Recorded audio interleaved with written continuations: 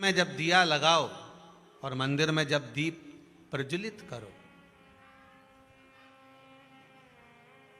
उस समय पर जब मंदिर में दीप लगाएं और मंदिर में जब दिया प्रज्वलित करें, अगर गोल बाती है तो वो तो दिए के बीच में ही होगी, फूल बाती है तो वो दिए के बीच में होगी।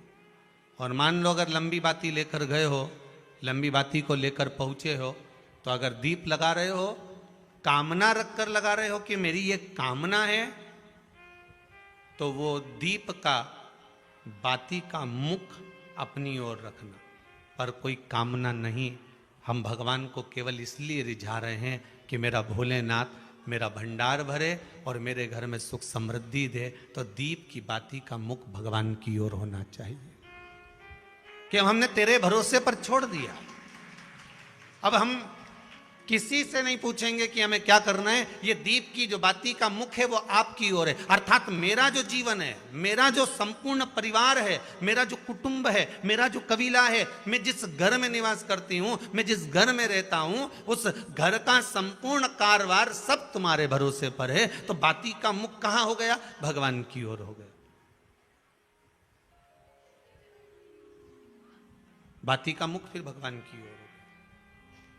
पर ज्यादातर लोग दिया जो लगाते हैं ना, वो अपनी ओर बाती करके ही लगाते हैं। मतलब इनकी कामना चलती ही रहती है 24 घंटे।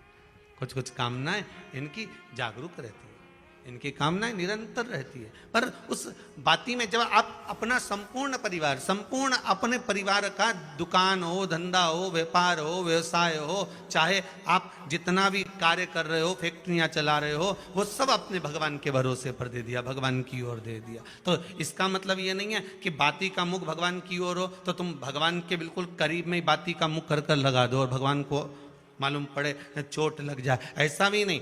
जब भी दिया लगता है, आप बहुत ध्यान देना महाराज, अगर भगवान जिस स्थान पर बैठे हुए हैं, अगर दिया हमको रखना है, भगवान जहां विराजमान है, दीप जब भी रखा जाता है भगवान के सामने, तो अपन जहां विराजमान है उससे भगवान और अपने बीच में कम से कम 2 बीता की दूरी तो होना ही चाहिए, जिससे भगवान को भी चोट ना लगे, भगवान को भी घात ना लगे।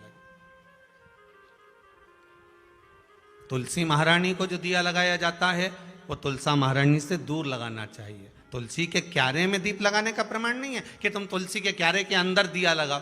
पहले तो ऐसा नियम था कि तुलसी का जो क्यारा बनता था उसमें एक नीचे अलग से दिया रखने की जगह बनती थी, तो उसमें दिया रख दिया जाता था। आज के जमाने में इतनी जगह ही नहीं कि वह में रखो, तो लोग वो कुंडा में धर के आ जाए।